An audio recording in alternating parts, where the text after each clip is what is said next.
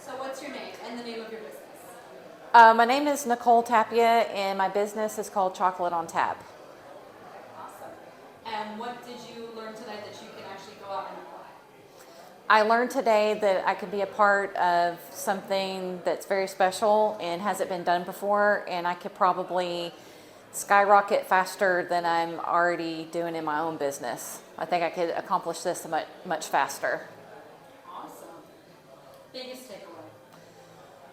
Biggest takeaway is that, again, I'm repeating myself, but I'm a part of something that's never been done before, and I have the opportunity to jump on something like right now as it's being created. And in the past, I've not done that and I've regretted it.